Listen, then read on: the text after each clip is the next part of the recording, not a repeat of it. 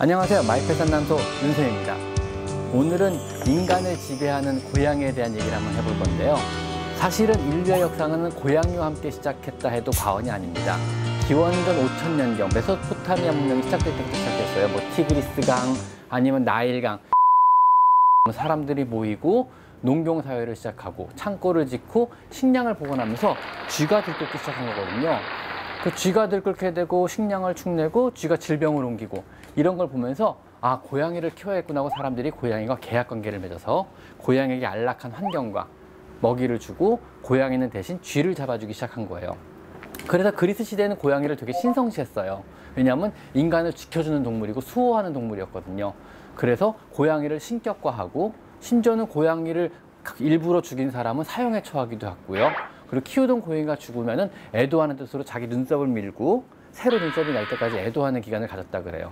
그리고 지금도 피라미드 같은 데서 막 고양이 미라들이 출토되고 있어요. 그래서 미라를 보면은요, 온갖 보석이나 금으로 치장한 미라, 고양이 미라들이 아직도 주인 옆에서는 많이 나오고 있어요. 그래서 그 당시에 주인이 죽고 고양이가 죽으면 합장하는 풍습이 있었다 그래요. 그러면 둘이 같이 천국으로 갈 수 있다고 믿었던 거죠.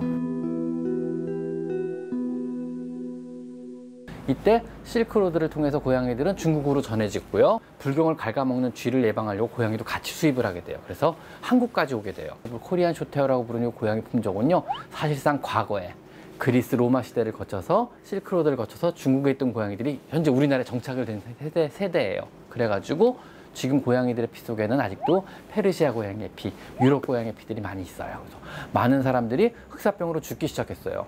근데 그 당시 절대 권력을 가지고 있는 교황은요, 이 병에 대한 적절한 대응을 하지 못했어요. 위생의 문제였고 이 질병을 옮기는 쥐가 문제였는데 마녀 사냥을 시작한 거예요. 마녀들이 병을 옮기게 한다. 마녀들이 병을 퍼뜨렸다.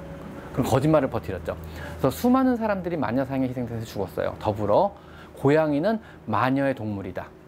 아니면 마녀가 변신한 거다. 고양이가 병을 퍼뜨린다. 이런 말을 같이 퍼지면서 수많은 고양이들이 죽기 시작했어요. 거의 눈에 보이는 모든 고양이들을 불에 태워 죽이고 끓는 물에 던져서 죽였어요.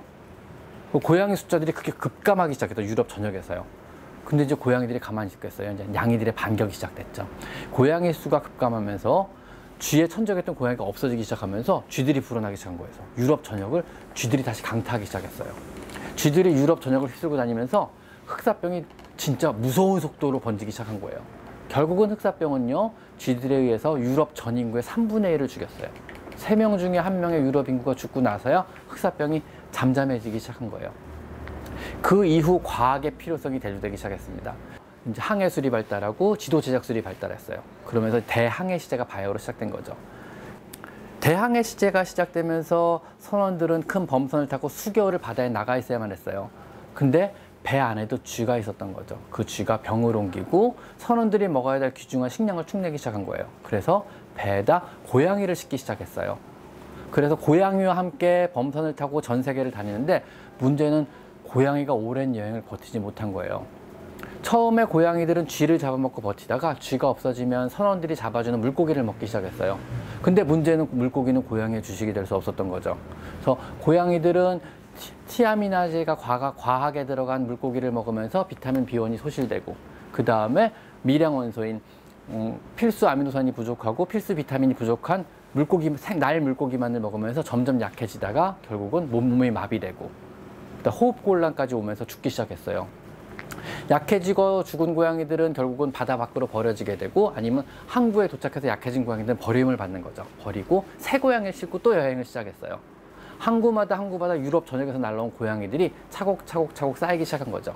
그래서 유럽의 고양이들이 전 세계 항구에까지 번지기 시작한 거, 이때부터요. 실제로 컬럼버스가 미국 대륙을 발견한 데는요, 고양이의 공이치대예요. 즉 고양이가 없었으면 지금의 미국도 없었을 수 있습니다.